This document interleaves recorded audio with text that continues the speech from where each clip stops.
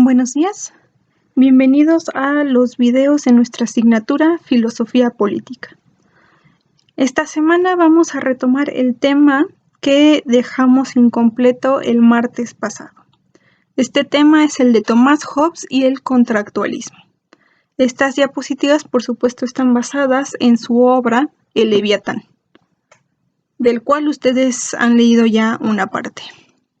Thomas Hobbes es considerado representantes más importantes del contractualismo. De hecho, se le considera el fundador de esta doctrina filosófico-política. Sin embargo, ¿qué es el contractualismo? Lo que nosotros encontramos es que este se divide en dos periodos. Contractualismo clásico o de la modernidad. Nótese que la mayoría de sus representantes se ubican en el siglo XVI y a XVIII. Por otra parte, el contractualismo contemporáneo, del siglo XX y XXI. En el contractualismo clásico de la modernidad es donde ubicamos a Hobbes como fundador. El contractualismo clásico busca analizar los principios de justicia social, analizar el concepto de justicia en un estado o entidad política a partir de la reflexión en torno a la transición de un hipotético estado de naturaleza al estado civil. Esto es lo que les comentaba el martes pasado. Todos los contractualistas sostienen en el fondo el mismo modelo de reflexión. Un inicial momento hipotético al que llaman estado de naturaleza, donde el hombre se encuentra precisamente en estado de naturaleza, vive aislado de otros seres humanos, sin sujetarse a normas de la sociedad, de civilidad o de moral. Encontramos aquí al hombre en su estado, por así decirlo, primitivo, salvaje. Y lo que todos los contractualistas sostienen es que ese estado de naturaleza es el primer momento o la primera instancia de existencia del hombre y que hay que analizar el paso que da el hombre de ese estado de naturaleza a el estado civil. Es como si fueran dos mitades de una misma naranja. Solamente que aquí estamos analizando el paso de un polo al otro. El estado civil refiere aquí a ese estado en el que el hombre se encuentra organizado sociopolíticamente, está desarrollado culturalmente y por supuesto está sujeto a normativas morales, pautas políticas y lineamientos sociales. Ese es entonces el modelo que siguen todos los contractualistas clásicos, como Thomas Hobbes, John Locke, Rousseau e incluso Kant. Aquí lo importante es señalar que el estado de naturaleza, como lo dice la diapositiva, es solamente un recurso metodológico de reflexión formal en torno al fenómeno político, de tal modo que se entiende al estado de naturaleza no como un momento que se dio histórica y efectivamente. Los contractualistas no están sosteniendo que de hecho en algún momento el hombre vivía de modo salvaje, primitivo, aislado de los demás, sin sujetarse a ley alguna ni establecer relación alguna con los demás. Solamente lo están planteando como escenario ficticio, hipotético en ese sentido, para poder hablar de algo que no encontramos en la realidad. ¿De qué quieren hablar? Del fundamento de la sociedad civil, el fundamento del Estado civil. Es decir, ¿qué es lo que impulsa al hombre a someterse a la autoridad de otros, trabajar con otros y construir una legislación y un cuerpo político con otros? Como no encontramos en ninguna parte al hombre fuera de la sociedad, sin establecer relación con los otros, tenemos que plantear ese escenario de modo ficticio, hipotético. Esto es importante. Los contractualistas no son ingenuos. No sostienen que esto haya sucedido efectivamente, solamente lo están planteando como recurso metodológico para poder hablar de otra cosa que dijimos es la fundamentación del Estado civil y de la sociedad civil. ¿Qué más? Al Estado de naturaleza no solo se le reconoce como recurso metodológico, sino que también se le considera como la manifestación de una elección racional, voluntaria y unánime de todos los seres humanos involucrados en la toma de decisión que los impulsa a pasar del estado de naturaleza al estado civil. Es decir, lo que están sosteniendo los contractualistas es que los hombres que conforman un estado civil, una sociedad civil, ingresaron a ella, se constituyen en ella por elección racional y voluntaria. Es decir, decidieron entrar en ella. Lo que aquí encontramos y que veremos con mayor detalle más adelante es que los contractualistas no creen que el hombre establece relaciones sociopolíticas por naturaleza, como lo sostendría Aristóteles. Por el contrario, ellos sostienen que si el hombre establece relaciones sociales, no es por una tendencia natural, sino por una elección racional voluntaria, que podrían o no elegirlo así. Esto lo vamos a ver con detalle más adelante. Los contractualistas clásicos, como su nombre lo dice, sostienen que el paso del estado de naturaleza al estado civil se da a través de la figura del contrato o pacto social. Ya habíamos visto el martes en qué consiste un contrato, en el establecimiento de un conjunto de acciones entre dos o más partes que se ponen de acuerdo para cumplir su parte.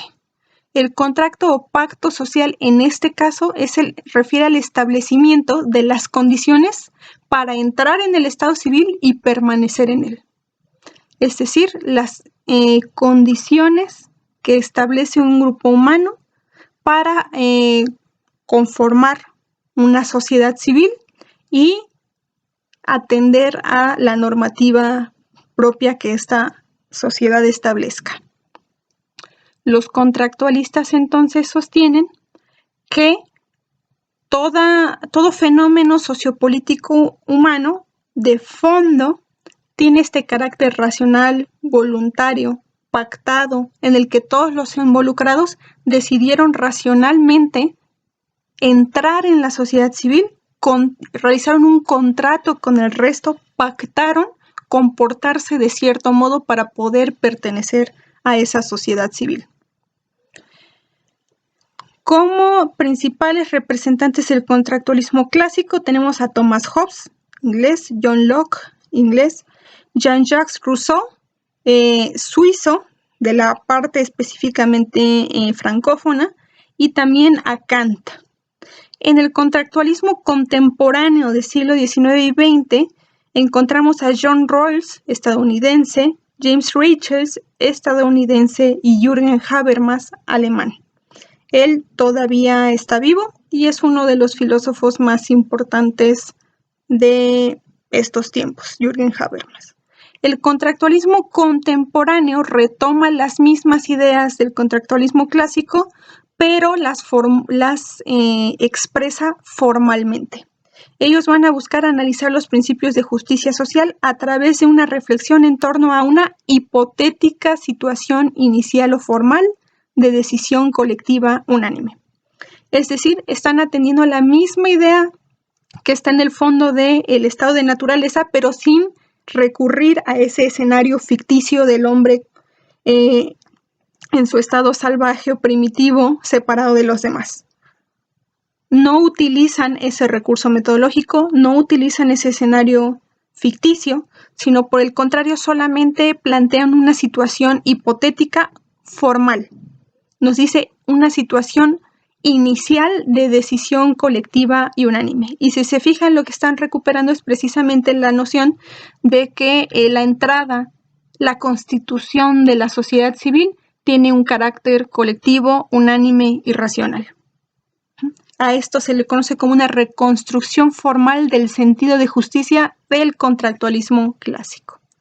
Nosotros entonces nos vamos a centrar en Thomas Hobbes, que se ubica en el contractualismo clásico o de la modernidad. Hobbes nació en Westport, en 1588 y falleció en 1679 en Derbyshire, en Inglaterra. Él es representante de la ruptura con la Edad Media y el énfasis en las preocupaciones propias de la modernidad. En su obra encontramos reflexiones acerca de la razón humana, de la relación que tiene el pensamiento humano con la ciencia.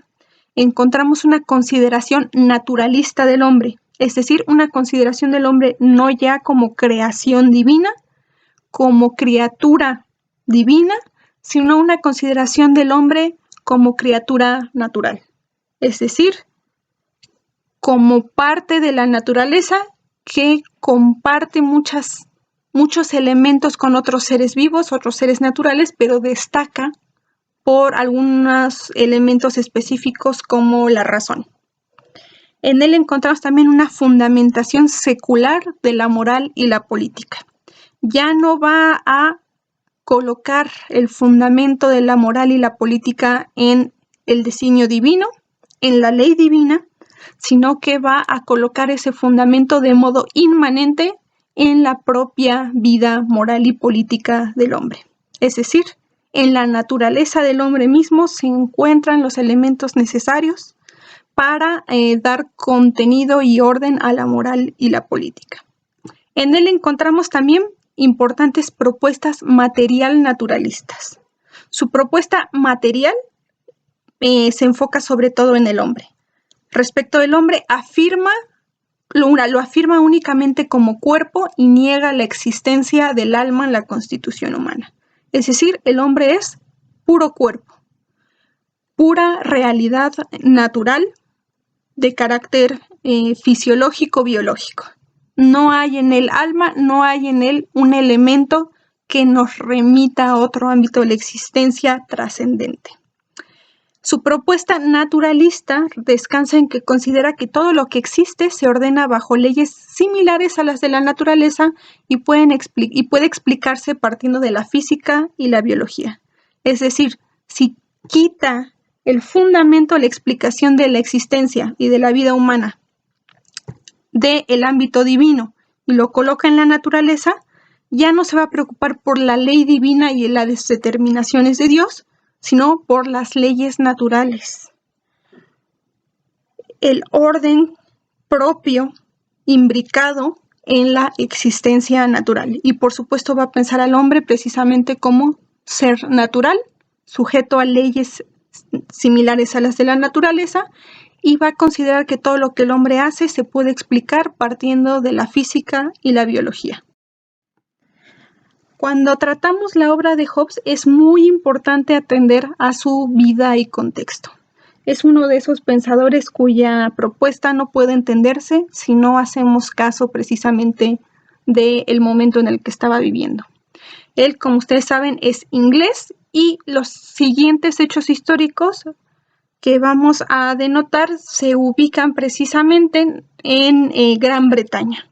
Como ustedes saben, Gran Bretaña no refiere solamente a la isla que es Inglaterra, sino también a otras regiones cercanas como Inglaterra y Escocia. Lo que nosotros sabemos es que en 1610 quien era rey en aquel entonces era Jacobo I, el que tiene de su lado izquierdo superior. Jacobo I era rey de Gran Bretaña y lo que él quería era acumular toda la voluntad de poder en su persona. Por eso había disuelto al Parlamento, es decir, había disuelto a ese cuerpo legislativo que usualmente hace contrapeso a la voluntad del rey.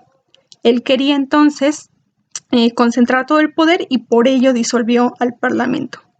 Insistía en defender el derecho divino de los reyes y negar todo ordenamiento de poder simultáneo. Es decir, insistía en defender esta idea de derecho divino que sostiene que la autoridad del rey le viene de arriba, de la determinación divina, y no le viene metafóricamente de abajo, del pueblo. Es decir, el pueblo no puede ni quitar ni poner reyes. Quienes gobiernan, él como rey que gobierna, tiene su autoridad le viene del designio divino. y no hay nada que el pueblo pueda hacer al respecto. Por eso mismo negaba todo ordenamiento de poder simultáneo, es decir, no quería que existiera otro cuerpo que ejerciera el poder que le hiciera contrapeso. Él quería que todas las determinaciones políticas vinieran de él mismo. También este rey se caracteriza por rehusarse a pactar con los puritanos. Nosotros sabemos que los puritanos son una facción muy específica del protestantismo, considerada radicalizada, y esto lo menciono porque lo que vamos a encontrar es que en ese momento Gran Bretaña estaba atravesando por importantes momentos de fragmentación religiosa y política. En 1625 asume el poder su hijo Carlos I, quien tienen del lado izquierdo abajo. Carlos I asume el poder y hereda el conflicto entre realistas y partidarios del parlamentarismo, es decir, el conflicto entre realistas, aquellos que apoyan el poder absoluto del rey, y los parlamentaristas, aquellos que consideran que al poder del rey se le tiene que hacer contrapeso por medio del poder del parlamento. En 1628, Carlos I se ve forzado a convocar un parlamento debido a la presión que los parlamentaristas ejercían sobre él, pero poco después lo ignora y gobierna despóticamente, es decir, sin ningún ordenamiento simultáneo, sin ningún poder que le haga contrapeso, sino que todas las determinaciones políticas vienen de su voluntad. En 1644 acontece la batalla de Marston Moor, en la cual tropas escocesas se levantan contra el despotismo de Carlos I, lo vencen y lo entregan a los parlamentarios para que se hagan cargo de él. Es decir, en esta disputa entre realistas y partidarios, las tropas escocesas van a tomar parte, van a ser partidarios de los parlamentarios, van a oponerse al poder despótico de Carlos I, lo van a entregar precisamente a los parlamentarios y estos lo van a juzgar y condenar a muerte. ¿Qué es lo que encontramos aquí? Un escenario de escisión política, un escenario de gran conflicto interno en Gran Bretaña y también un escenario de graves conflictos religiosos. En ese contexto ubicamos a Thomas Hobbes, quien de 1640 a 1651 tiene que exiliarse en París a causa de los conflictos internos de Gran Bretaña y en específico de Inglaterra. Estos conflictos, dijimos, versaban sobre lo religioso y sobre lo político y se manifestaban sobre todo en el conflicto entre los partidarios del rey y los partidarios del parlamento. A partir de esto, Thomas Hobbes va a considerar al conflicto interno de una sociedad civil como lo más grave que pueda acontecer. A partir de esto, también Hobbes va a considerar a el conflicto interno como uno de los riesgos más graves que pueden acontecer sobre los hombres. Esto se va a conjuntar con la idea que él tenía de su propia vida en sus momentos tempranos.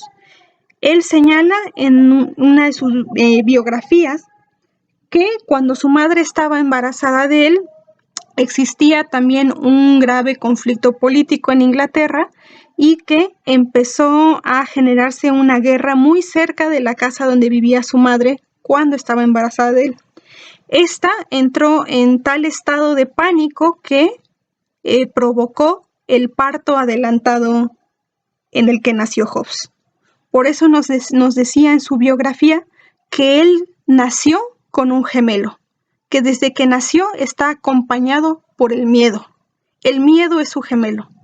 Y va a tomar esto en consideración a tal grado que va a hacer del miedo uno de los factores específicos que hacen que el hombre ingrese en sociedad civil. Tenemos aquí una exposición acerca de sus obras más importantes. Tenemos la primera obra, Elementos de Derecho Natural y Político. Tenemos la obra de Chive, de 1642, de corpore, de 1655 y de homine, de 1658. En 1651 también va a escribir el Leviatán o la materia, forma y poder de una república eclesiástica y civil. Y finalmente vamos a tener Behemoth o el Parlamento Largo. Aquí lo que quiero que noten es que existe un tratado sistemático y omnicomprensivo sobre el conocimiento y la existencia humana en su obra. Es sobre todo en la relación entre de cive, de corpore y de homine que se expresa este tratado. ¿Por qué? Porque en realidad Hobbes más adelante va a señalar que lo mejor hubiera sido escribir primero de corpore, sobre el cuerpo, después de homine, sobre el hombre, y finalmente de cive, sobre el ciudadano. Lo que él quería era tratar acerca de la existencia del hombre en todos sus aspectos, partiendo del más simple, evidente, cercano a la naturaleza y avanzando hacia lo más complejo y característico de la cultura humana. El primero iba a ser la reflexión sobre el cuerpo, después la reflexión sobre el hombre y finalmente la reflexión sobre el ciudadano. El cuerpo versa sobre el cuerpo humano, sobre el hombre en cuanto a su naturaleza y constitución interna, y el ciudadano en cuanto a su acción y participación como sujeto cívico social. Después de colocar las bases en estas tres obras, se dan cuenta, se sintió con la tranquilidad para ya escribir el Leviatán y Behemoth. El Leviatán es esa obra característica, la más conocida de Hobbes y de la que ustedes leyeron un pedacito. Vamos a ver más a detalle esto en la siguiente diapositiva. Aquí solamente quiero dejar establecido que dijimos un tratado sistemático y omnicomprensivo del conocimiento y la existencia humana. Va a tratar ahí temas de lógica, matemática y física, epistemología y filosofía del lenguaje, antropología filosófica, y va a reflexionar sobre el individuo como ente cívico y como miembro de un cuerpo social. Centrémonos entonces en el Leviatán, esa obra representativa de la propuesta de Thomas Hobbes y obra clásica de la filosofía política.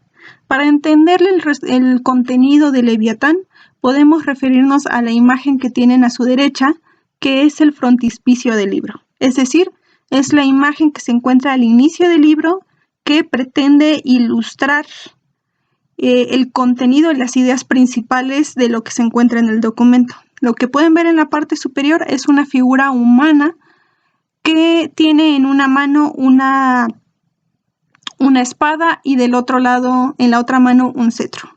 En la cabeza tiene una corona, haciendo referencia a la autoridad. Esta gran figura humana vigila un paisaje amplio que abraza a una ciudad que está representando a la sociedad civil. Lo que vemos es que esta figura humana es de dimensiones exageradas y ustedes no lo alcanzan a apreciar en la imagen porque es de baja calidad, pero eso que parece puntillado en su cuerpo en realidad son una multitud de caras humanas. Esta imagen está representando lo que es el Leviatán, el cuerpo sociopolítico que funciona como una voluntad unitaria y que se conforma por la voluntad particular de todos los que están involucrados. Lo que está diciendo es que el Estado civil, el cuerpo político, está conformado por todos y cada uno de los individuos que en él participan. Como dijimos, en la cabeza tiene una corona simbolizando la autoridad, la soberanía. En una mano tiene una espada que representa el poder civil y en el otro tiene un cetro que representa el poder eclesiástico. Para Thomas Hobbes, el Leviatán, como lo ven de su lado izquierdo, representa al hombre artificial, es decir, ese hombre colectivo conformado por la multitud de hombres individuales. Es también un dios mortal, es decir, una nueva realidad soberana poderosa que se conforma a partir de la voluntad de los individuos, pero que es civil, es natural y es mortal. Es también, nos dice, una máquina perfecta de gobierno, cuyo poder le viene precisamente de su organización y de la diferenciación del poder soberano. Es también el juez y gobernante supremo. Es decir, aquí no está reconociendo una autoridad o un juez superior de carácter trascendente, como lo sería Dios, sino que aquí el gobernante y juez supremo para el hombre ciudadano es precisamente el Estado civil. El Leviatán entonces es el cuerpo político humano que se conforma a partir de la voluntad individual conjunta de los hombres particulares. Por el contrario, tenemos a Behemoth, esa otra obra de 1681 que representa lo contrario de Leviatán. Behemoth es la representación no de la unidad sociopolítica, sino de la anarquía y la guerra civil. Es decir, de la falta de orden, la falta de sometimiento a la autoridad, la falta de sometimiento a la ley, como lo es la anarquía, pero también la falta de unidad social, la máxima representación de la fragmentación social que para Hobbes era la guerra civil. Estos dos términos son muy importantes porque precisamente Hobbes nació y creció en un ambiente histórico, sociopolítico de gran inestabilidad y fragmentación interna de Gran Bretaña y en particular de Inglaterra. Por eso, para él, uno de los males más grandes que pueden acaecer sobre la sociedad y el Estado civil es precisamente la fragmentación y la falta de sometimiento a la autoridad, es decir, la guerra civil y la anarquía. Nos dice, Behemoth nace de los problemas del mismo Estado civil, es decir, el gran mal que puede acaecer sobre la sociedad y el Estado civil no viene de fuera, sino de adentro, de su desorden.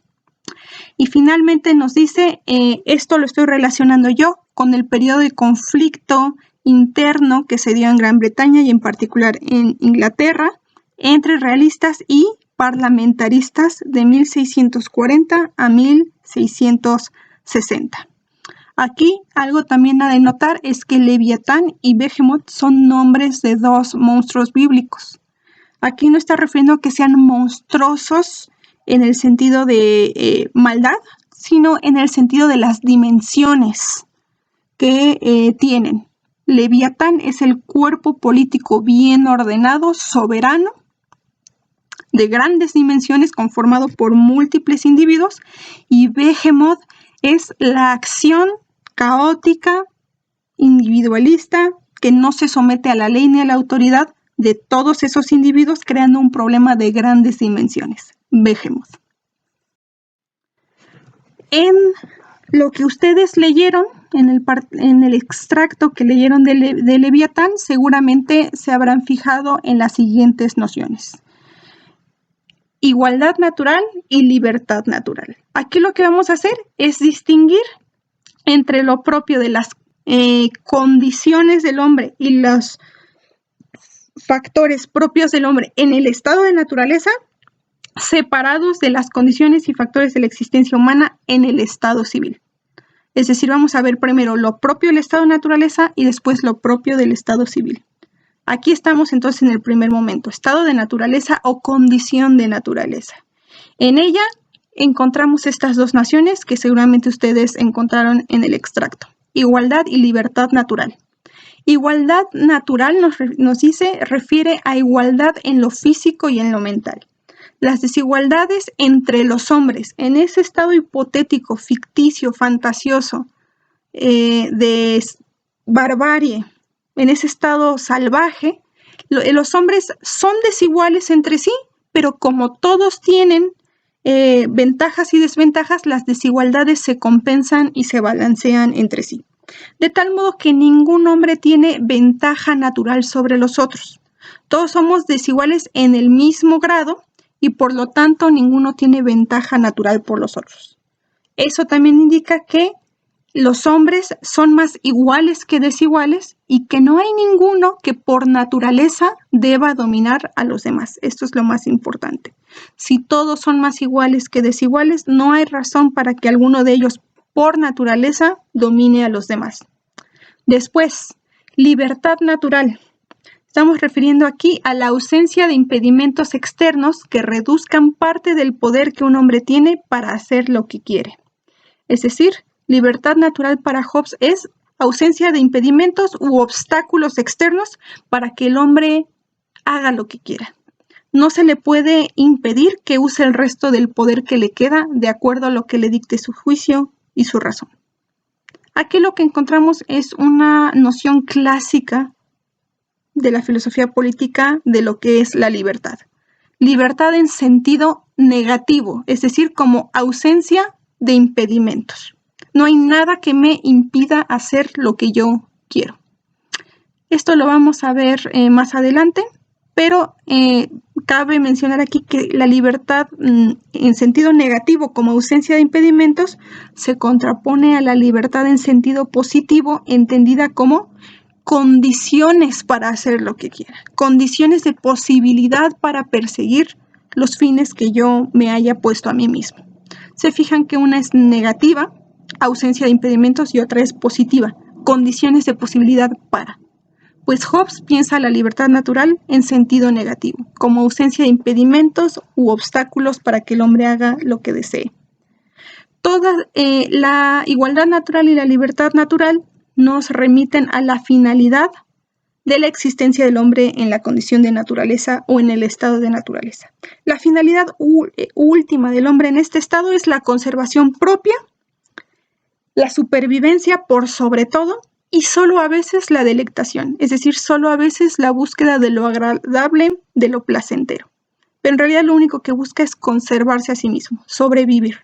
En ese momento está sujeto al egoísmo y al individualismo. Mi propia conservación, mi propia supervivencia, y no sé nada de la conservación o sobrevivencia de los demás.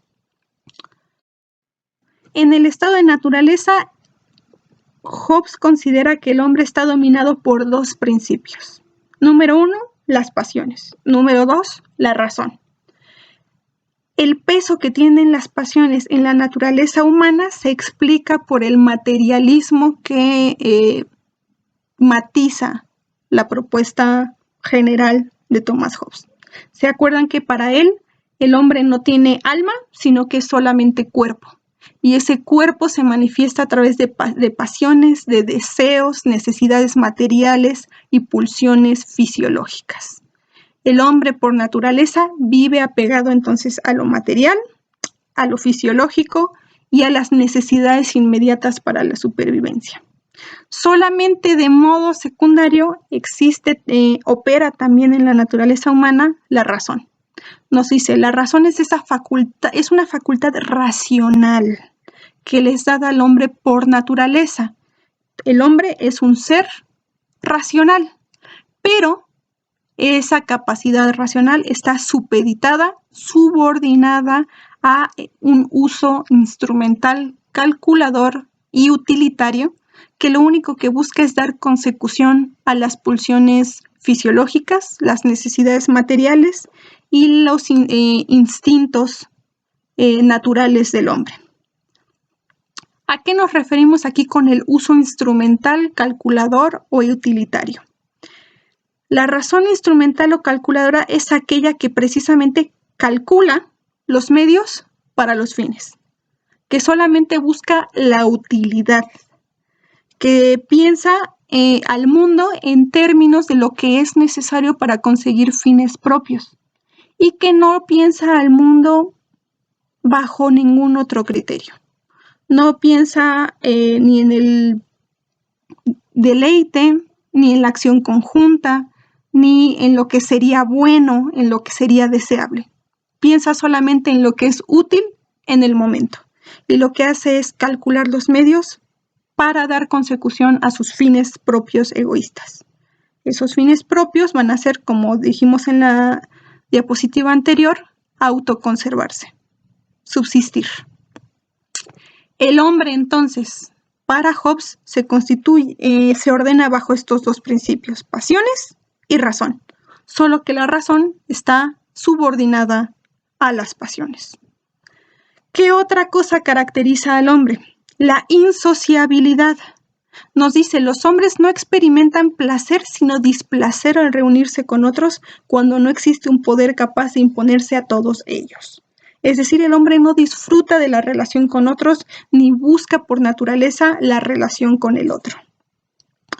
Nos dice, cuando lo hay, tratan de ganarse la mayor estima de los demás o aminorar el poder de los otros frente a cualquier signo de desprecio o subestimación.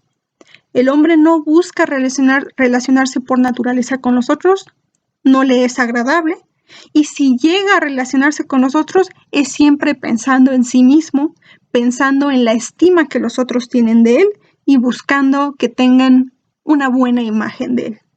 Aquí lo que encontramos cuando Hobbes señala que el hombre es por naturaleza insociable es una crítica a la sociabilidad natural del hombre que había propuesto Aristóteles. Porque recuerden, el hombre para Aristóteles es un animal racional y un animal político. Es decir, un animal que busca la relación con los otros por tendencia natural. Aquí Hobbes entonces está criticando a Aristóteles y su idea de la sociabilidad natural del hombre. Para él, para Aristóteles, el hombre entra en relación con otros a raíz de sus pasiones y el ejercicio de su razón. Esto último era de Hobbes. Está criticando a Aristóteles y señala que el hombre entonces no gusta de relacionarse con otros, sino que lo hace únicamente en función de la necesidad y el temor a la muerte. Aquí nótese la palabra temor, el miedo, aquello que según Hobbes había nacido junto con él como su gemelo. Otra idea importante acerca de la visión del hombre de Hobbes. Nos dice, y esto nos lo va a plantear en la obra de Chive, El Ciudadano. Estos dos dichos son muy verdaderos, que el hombre es una especie de Dios para el hombre y que el hombre es un auténtico lobo para el hombre. Seguramente ustedes han oído nombrar una parte de esta sentencia. La que es más famosa, la que es más común es la parte que dice el hombre es un lobo para el hombre. Pero muchas veces no se ha atendido a la cita completa. La cita completa nos dice el hombre es una especie de Dios para el hombre y es también un auténtico lobo para el hombre. Es decir, el hombre puede ser respecto al otro o lo mejor o lo peor. Y sigo con la cita. Lo primero se dice de un ciudadano respecto al otro y lo segundo de un Estado respecto al otro. Es decir, en la relación del hombre como ciudadano con otro ciudadano es lo mejor, saca lo mejor de sí mismo. Pero entre estados, en la relación de un estado con otro, el hombre es un lobo para el otro estado, para el hombre del otro estado. ¿Por qué es un lobo el hombre en la relación de estado a estado? Porque le falta una autoridad superior que los ordene. En cambio, cuando referimos al hombre individual como ciudadano en relación con otro ciudadano, está supeditado a la autoridad del Estado civil y es precisamente esa supeditación a la autoridad lo que saca lo mejor de él y hace que el hombre sea respecto al hombre una especie de Dios. Entonces, cada que oigan esa noción, el hombre es el lobo del hombre, acuérdense que está incompleta. El hombre es una especie de Dios para el hombre y el hombre es un auténtico lobo para el hombre. Hablamos también de las 3 causas principales de discordia. Esto lo leyeron en el extracto. Las 3 principales causas de discordia son la competencia, la desconfianza y la gloria. La competencia nos dice, de la igualdad se desprende la esperanza de todos de poseer lo que desean. Incluso cuando desean el mismo objeto y no pueden disfrutar todos de él, se enemistan y tratan de aniquilarse y sojuzgarse unos a otros para conseguirlo. Lo que nos dice Hobbes es que si hay 5 manzanas y 5 seres humanos, cada uno puede tomar una manzana y puede que no haya problema. Pero ¿qué pasa cuando existe una sola manzana y 2 o más seres humanos que la desean. Como todos están en una situación de igualdad natural y todos tienen ventajas y desventajas para obtener la manzana, encontramos aquí una causa de discordia. Desear lo mismo y estar en la misma situación con las mismas ventajas y desventajas para obtenerla. Seguimos. Cada uno teme el poder singular o colectivo de los otros para quitarle aquello de lo que se ha hecho, sea la libertad, un bien o la vida propia.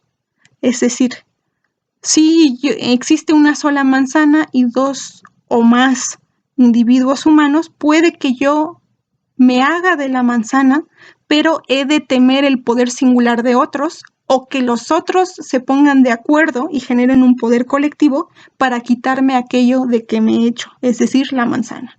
Puede que me la quiten como bien, puede que me quiten la libertad haciéndome esclavo y puede que me quiten la vida dándome muerte.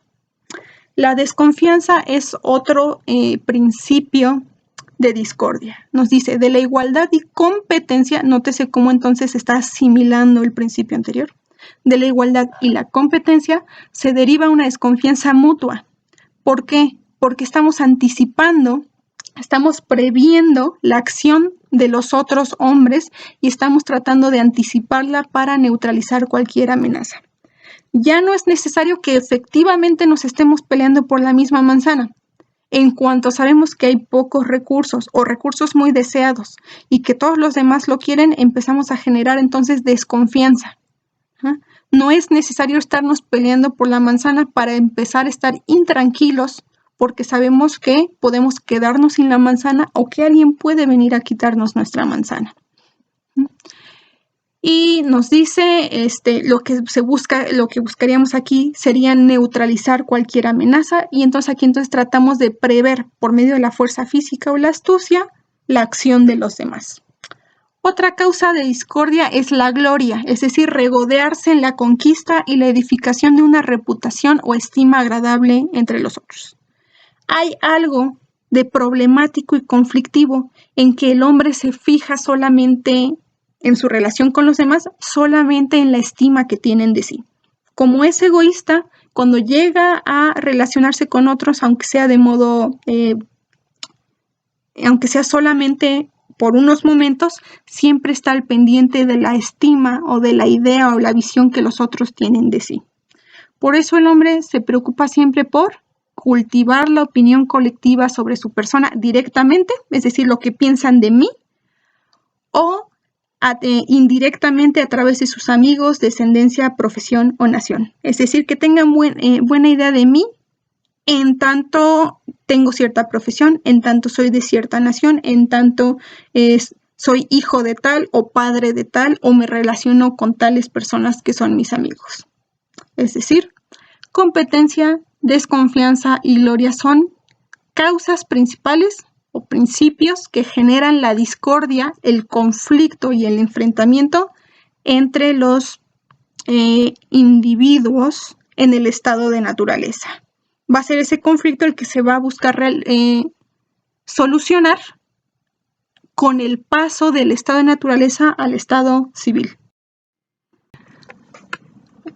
En el estado de naturaleza, lo que vamos a encontrar también y de modo muy importante es una condición de guerra, es decir, algo característico de ese estado natural del hombre es el estar siempre en conflicto. Una de las ideas más importantes de Hobbes es precisamente la de la guerra de todos contra todos. Nos dice, este es el estado en el cual los hombres viven sin un poder común, sin gobierno, sin autoridad que los atemorice a todos. Como no hay alguien que ponga orden, que los dirija y los gobierna, todos los hombres buscan dar consecución a su deseo, a su libertad y entonces inician los conflictos. Es un estado de máxima inseguridad contraria al fin humano de la autoconservación. Y es un estado de máxima inseguridad porque precisamente al estar peleándose todos contra todos, desconfiando todos de todos, no se van a poder desarrollar los seres humanos ni van a poder generar los mejores frutos que podrían dar. nos dice Hobbes que este estado de la guerra de todos contra todos es contrario al fin humano, porque acuérdense que la finalidad única del hombre en el estado de naturaleza es la autoconservación, la subsistencia. Y es precisamente en la guerra de todos contra todos que más se atenta contra la libertad, el bienestar y la vida humana. Por eso, aquí entonces encontramos el elemento que impulsa al hombre a pasar del estado de naturaleza al estado civil. El temor a la muerte, el estar en un estado que facilita que pierda la vida en cualquier momento, y como como la autoconservación es su finalidad última, entonces lo que va a haber es la necesidad de transformar el estado en el que se encuentra y transformar las relaciones que ha establecido con nosotros. En la condición de guerra también se da la imposibilidad de la industria, imposibilidad del cultivo, la navegación, el arte, la sociedad, las grandes edificaciones, etc. Es decir, se imposibilitan todos esos grandes desarrollos civilizatorios, culturales, que facilitan la vida del hombre y que expresan su desenvolvimiento. En esa condición de guerra también no puede existir, se da la inexistencia de la ley, la justicia, el derecho positivo formal y normado, la propiedad delimitada, el dominio político, la moral, el bien, la determinación del bien, el mal, y también no puede darse la religión. Es decir, ahí donde todo es caótico, donde los hombres no se relacionan entre sí o no se relacionan adecuadamente entre sí, donde se están dando muerte unos a otros constantemente y desconfían unos de otros, no pueden surgir los mejores frutos de la existencia humana. No hay tiempo ni estabilidad para establecer una legislación, para buscar la justicia, para formalizar el derecho, para delimitar la propiedad, para establecer dominio político, para establecer la normatividad moral, para distinguir el bien del mal, ni para organizarse en una comunidad religiosa. Todo esto que acabamos de mencionar son productos de la vida humana ordenada, cosa que no existe en la condición de guerra.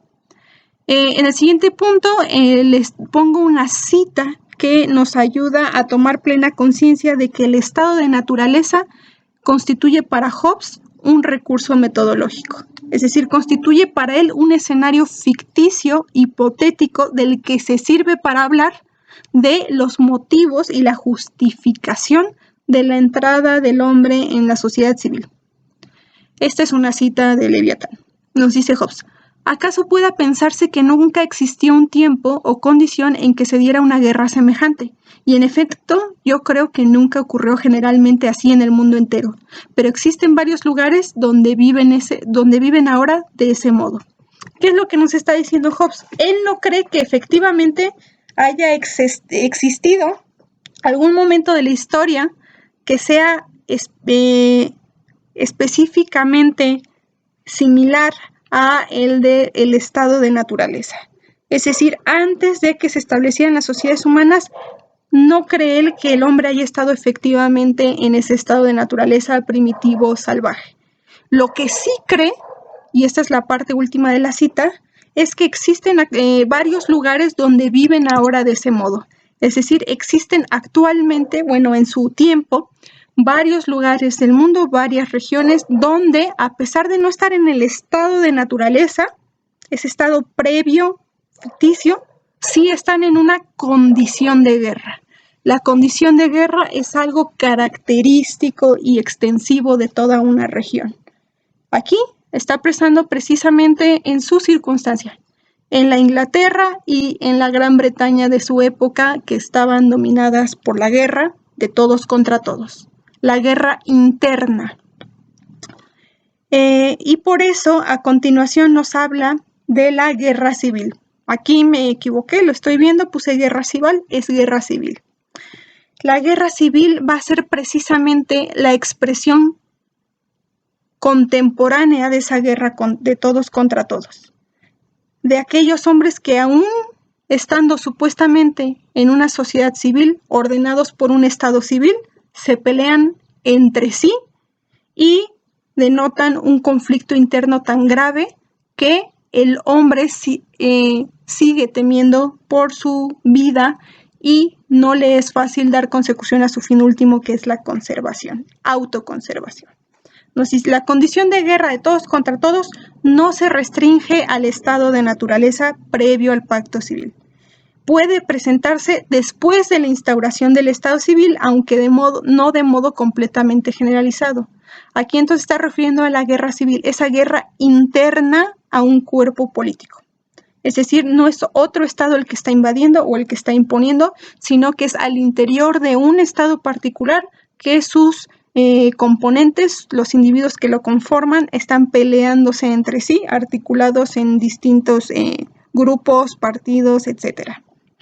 La guerra civil, entonces, es ese modo en el cual la condición de guerra, la guerra de todos contra todos, se ha colado en la sociedad organizada. Dentro del estado de naturaleza o correspondiente al estado de naturaleza tenemos también dos nociones: derecho de naturaleza y leyes de la naturaleza.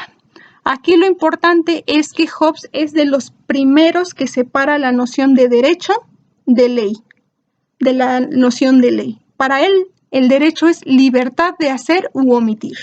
Y esto es instinto de la ley. La ley es determinación y obligación a dar consecución a una de esas dos opciones. Es decir, determinación u obligación a dar consecución a una limitación,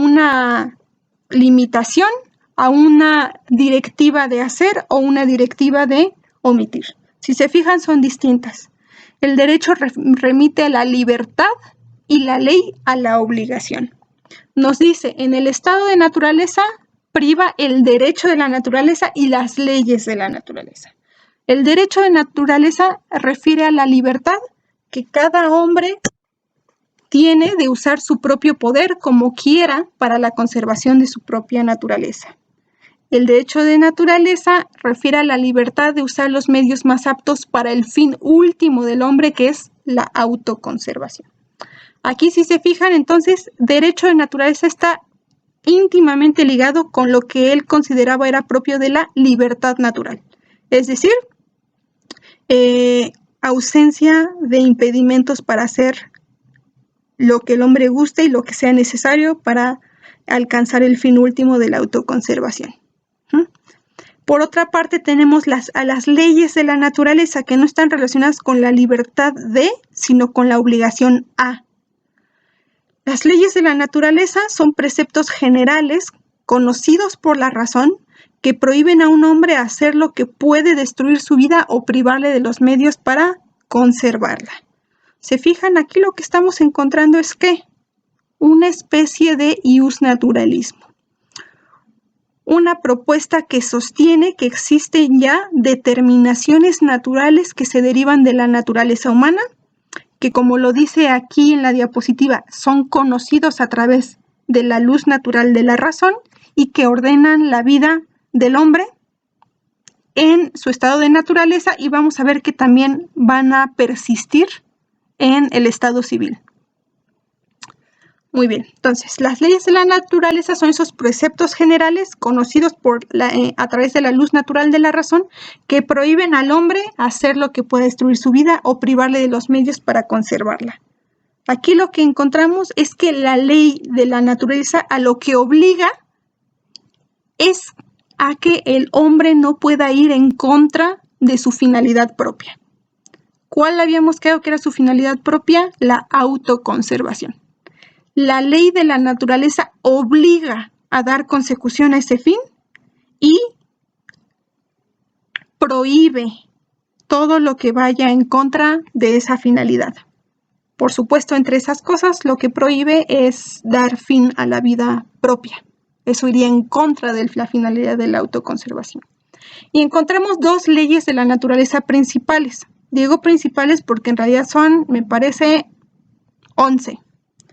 La primera nos dice, cada hombre debe esforzarse por buscar la paz y darle continuidad a esa paz para, en última instancia, autoconservarse por todos los medios posibles. Nótese que es aquí se está dando consecución a la finalidad última de la vida humana, la autoconservación, pero el medio va a ser que los hombres se esfuercen por buscar la paz y dar continuidad a la paz. Aquí entonces hay algo ya en la naturaleza humana que a pesar de buscar la propia autoconservación y ser egoísta, se da cuenta que no puede lograrlo si no es a través de la paz, que no lo puede lograr si no es más que alejándose de la guerra de todos contra todos que pone en peligro su vida. La segunda ley de la naturaleza es renunciar a este derecho a todas las cosas y a satisfacerse con la misma libertad que le sea concedida a los demás respecto a él mismo. Es decir, esta segunda ley habla de la renuncia a un derecho. ¿A cuál? A un derecho natural, que es el que habíamos tratado en esta misma diapositiva más arriba.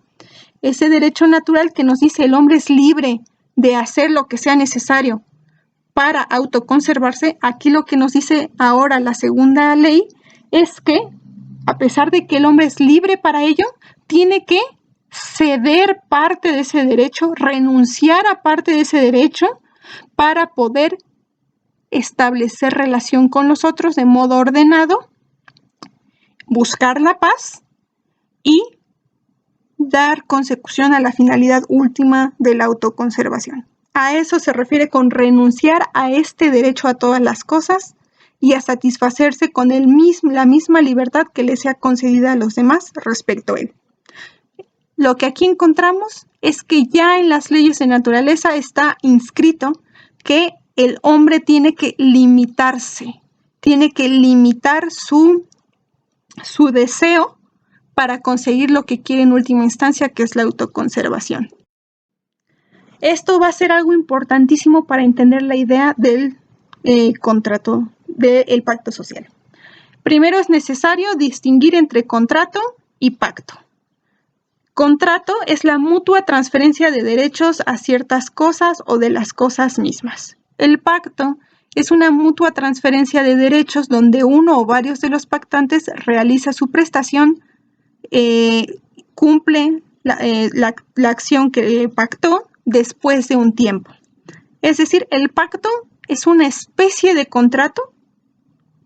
En ambas se da la mutua transferencia de derechos, pero el pacto se distingue porque este no se finiquita en el momento específico. No es te doy una naranja y tú me das 5 pesos. Es yo te doy 5 pesos y tú prometes darme una uva cada día de la semana durante 5 días. Ahí está la diferencia. El pacto no es un mero intercambio, sino un intercambio a través del tiempo. Por eso ahí está implícita la idea de promesa y de confianza. Yo te estoy dando 5 pesos y estoy confiando en que tú me darás una uva durante 5 días el resto de durante esta semana. Tengo que confiar en ti y tú estás prometiendo cumplir tu parte del pacto. Ahora, lo que nos dice Hobbes es que en el pacto social se va a dar una cesión de derechos en los pactos.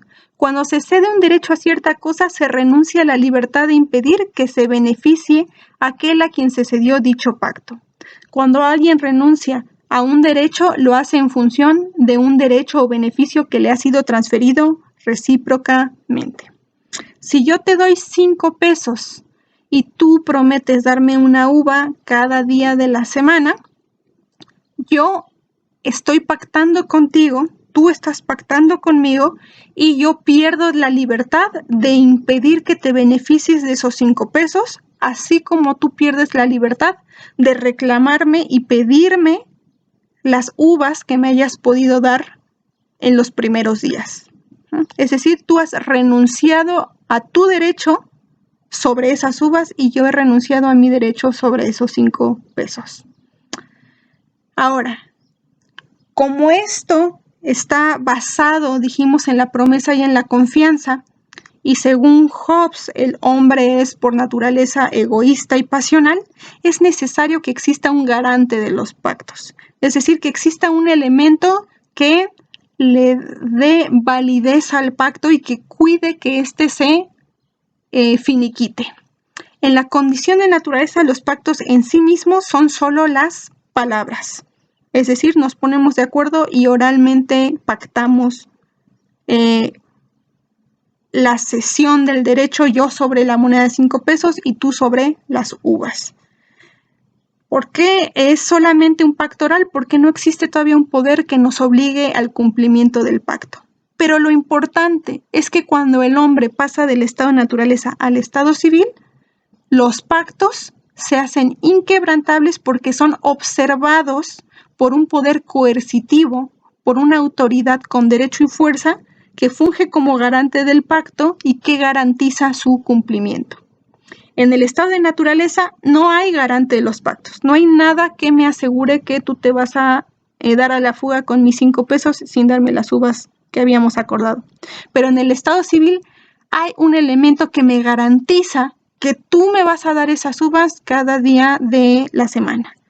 El garante del pacto aquí es el poder coercitivo o la autoridad, que no es otro más que el poder soberano, sea este un hombre, el rey, unos cuantos o toda una asamblea. No importa cuántos sean, lo importante es que ellos representan a la autoridad y al poder coercitivo, que como su nombre los dice, te pueden coercionar, te pueden obligar a cumplir tu parte del pacto. Esto lo va a la noción del pacto social y entrada a el estado civil. Aquí de lo que estamos hablando es del paso del estado de naturaleza al estado civil. De ese estado primitivo en el cual el hombre vive aislado, de modo salvaje, al estado civil donde el hombre vive en relación con otros, de modo ordenado, normado, y se sujeta a la autoridad designada por todos. El pacto social y la entrada al estado civil se define porque los hombres pactan entre sí, de modo voluntario y racional, ceder mutuamente parte de sus derechos naturales y restringir su libertad natural. Esto para dar consecución a un fin que es conformar a una persona social colectiva.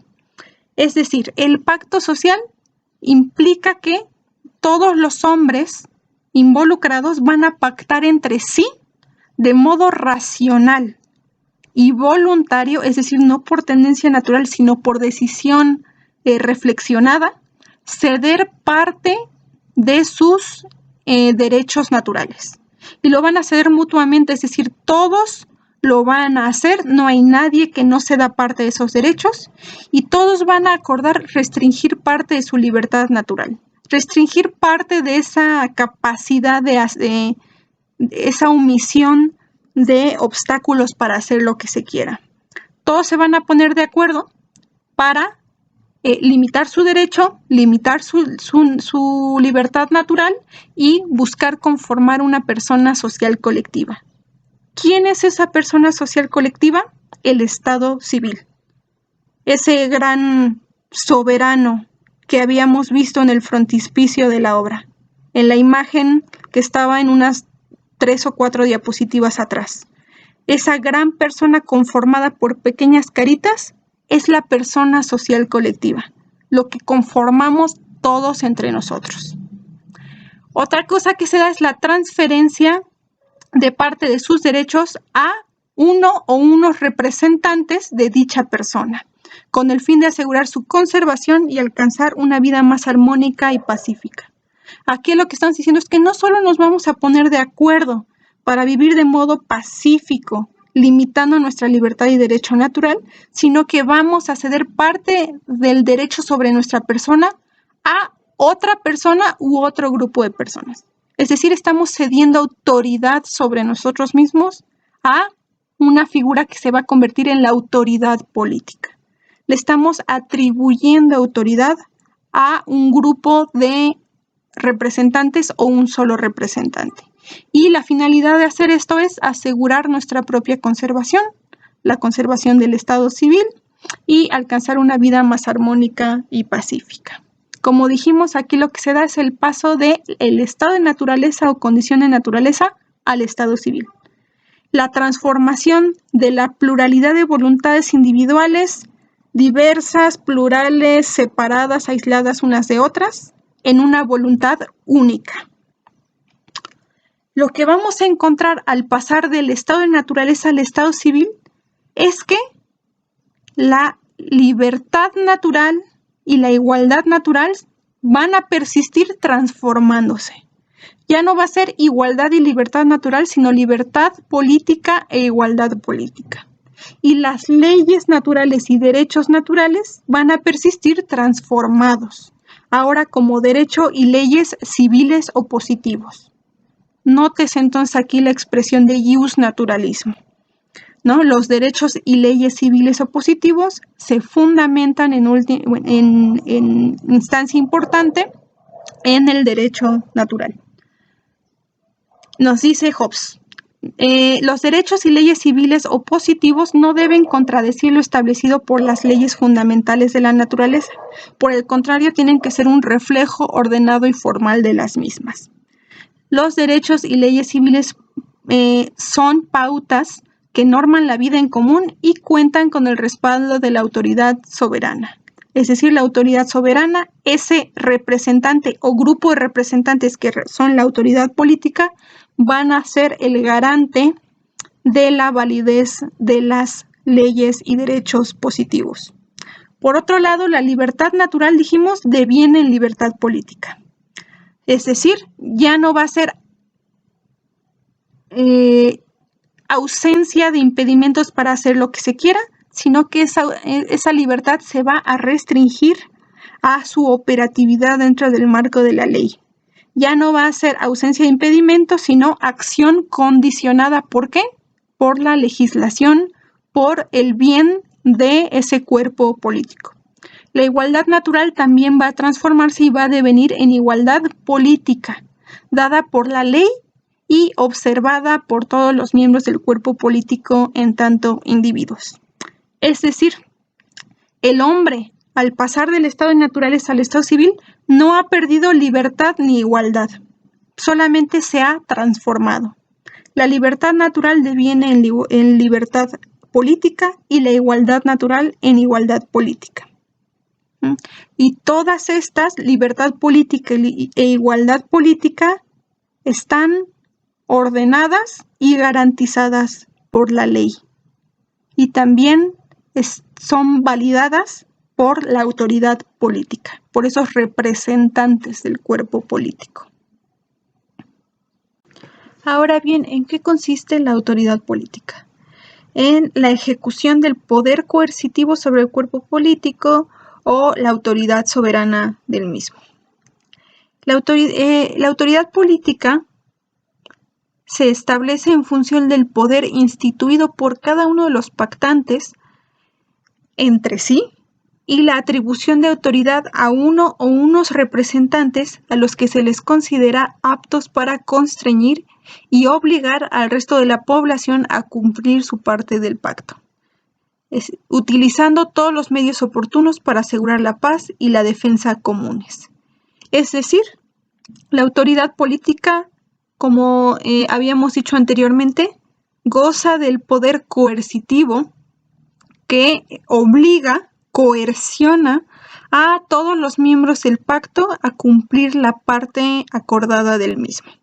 Por lo tanto, la autoridad política representa ese garante que le da validez y que establece la permanencia del pacto. Lo importante también es saber que ese poder coercitivo está representado, puede ser por una sola persona o por un grupo de personas, es decir, por un soberano o por una asamblea soberana. Esto es muy importante.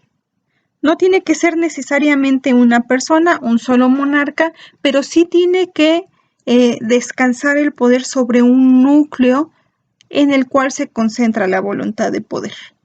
Y digo que esto es importante porque muchos intérpretes y estudiosos de hace tiempo consideraban que Hobbes apoyaba el tipo de gobierno monárquico, que pensaba que toda la voluntad de poder tenía que descansar en una sola persona.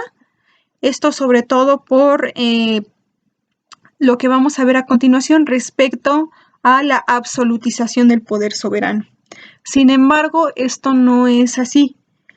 Los representantes del pueblo aquellos a los que se atribuye autoridad soberana pueden ser uno solo, en el caso de la monarquía, o unos cuantos, en el caso de la asamblea soberana, desplegando su poder de modos distintos en cada cuerpo político. Otra parte importante referente a la autoridad política es la de la inquebrantabilidad de los pactos sociales. En este caso, del pacto social que dio inicio a el Estado civil. Nos dice, el pacto social no se hace entre el soberano o los soberanos y los súbditos, sino entre cada uno de los hombres pactantes con cada uno de los otros pactantes. Por lo cual es imposible tratar de deponer al soberano al acusarlo de un mal desempeño. Aquí lo que encontramos entonces es que esa cesión de derechos mutuos en que consiste el pacto social, ese acuerdo en que consiste el pacto social no se da entre gobernados y gobernantes, sino entre todos los miembros del cuerpo político entre sí. ¿Por qué va a ser importante esto? Porque si el pacto se diera entre gobernantes y gobernados, podría acusarse que los gobernantes no han cumplido su parte de lo acordado y tratar de deponerlos, es decir, quitarlos del cargo de autoridad soberana. Sin embargo, no consistió en eso el pacto social. El pacto social consistió en el acuerdo entre todos los involucrados del cuerpo político. De tal forma que, y esta es una de las cuestiones más importantes de la propuesta de Hobbes y de las más estudiadas y de las más criticadas también, que él sostiene que una vez que se ha establecido el pacto social de todos los involucrados entre sí, de uno con otro en todas las posibles combinatorias entre sí que sean posibles, no se puede, y una vez que se ha atribuido autoridad a un o unos representantes del cuerpo político, no se le puede deponer. Es decir, Hobbes no considera ninguna posibilidad para la desobediencia civil, para la deposición del representante soberano o para el cambio del soberano. Asimismo, tampoco considera la posibilidad, como lo dice aquí en la diapositiva, de que el soberano, sea uno solo o unos cuantos, pueda abdicar de su cargo. No puede renunciar a ese cargo. ¿Por qué? Porque no es parte de lo que se encontraba en el pacto social. Más adelante nos dice, cada uno de los actos del soberano representa un acto de la personalidad colectiva, es decir, del cuerpo sociopolítico, y en última instancia debe entenderse a cada uno de los actos del soberano como un acto de cada uno de los individuos como si fueran suyos propios, por lo que ninguno puede acusar dichos actos. Es decir, todo lo que hace él o los soberanos lo está realizando en representación de cada uno de los involucrados en el pacto social. Todo lo que hace él o los soberanos es una manifestación en última instancia de la voluntad de los individuos que conforman el Estado civil. De tal modo que nosotros, por ejemplo, como gobernados, no podríamos acusar a nuestros representantes de actuar en contra de nuestra voluntad, porque todo lo que ellos hacen, lo hacen por nuestra voluntad, porque nosotros les atribuimos la autoridad y el poder para hacerlo así.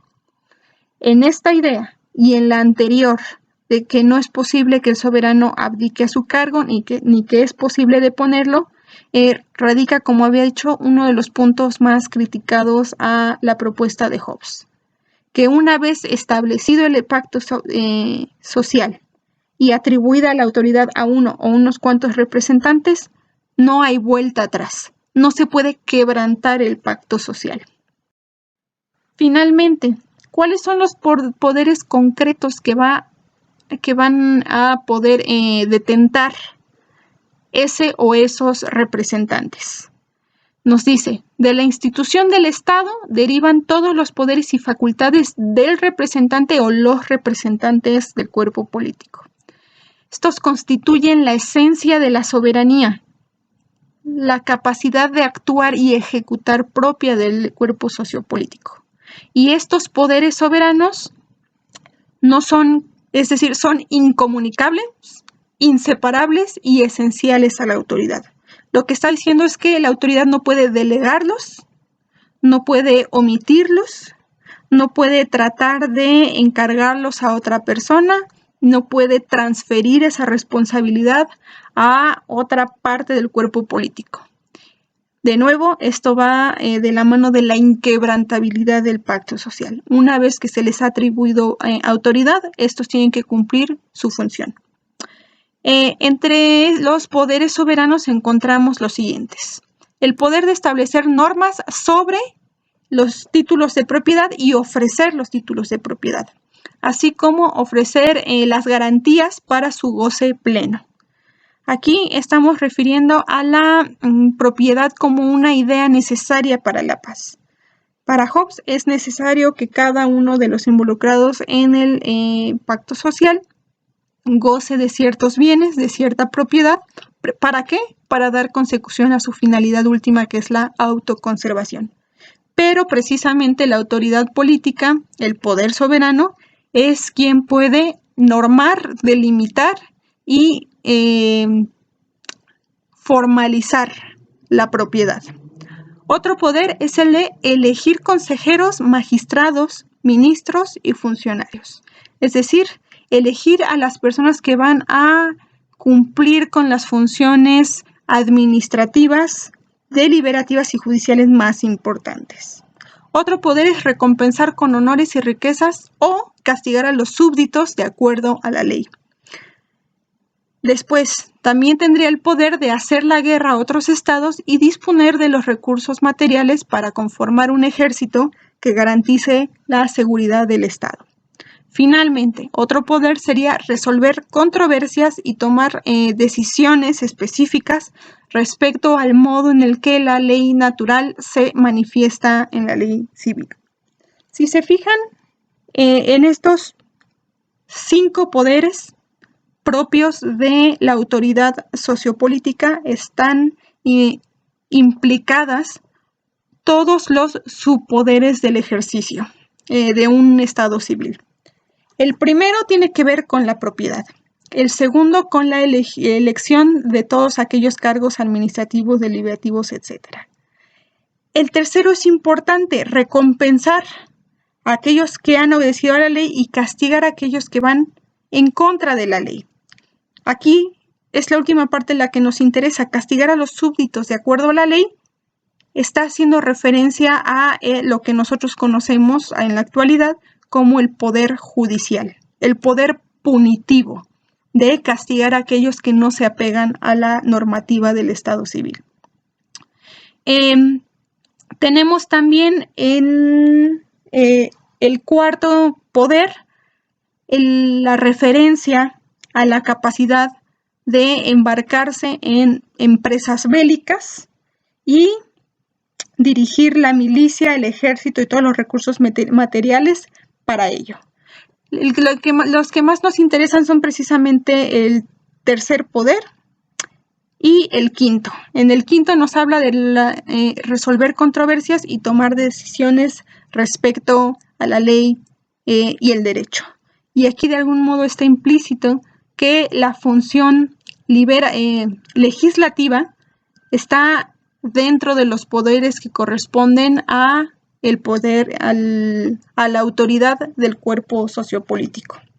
Aquí lo que encontramos y a lo que me quería referir al resaltar el tercer y quinto punto es que en esa figura soberana que gobierna y ejecuta efectivamente el poder soberano, también están implicadas en cierto grado la función legislativa y punitiva. Es decir, aquí no encontramos ningún atisbo de separación de poderes, como en la actualidad en nuestro país, que se dividen en ejecutivo, legislativo y judicial. Aquí, lo legislativo y judicial, aunque sea de modo difuso y poco delimitado, queda implicado dentro del poder soberano que detenta principalmente una función ejecutiva. Y finalmente, acuérdense que el contractualismo, como lo vimos en la primera diapositiva, es una reflexión que busca atender a la idea de justicia social. El contractualismo es considerado una teoría de la justicia, una teoría de la fundamentación y justificación del Estado civil, de la autoridad y del poder político.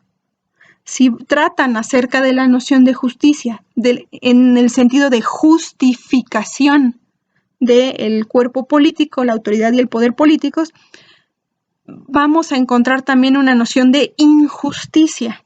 Y según Hobbes, la injusticia en este panorama consiste en omitir o actuar voluntariamente en contra de aquello que había sido acordado en un principio de modo voluntario.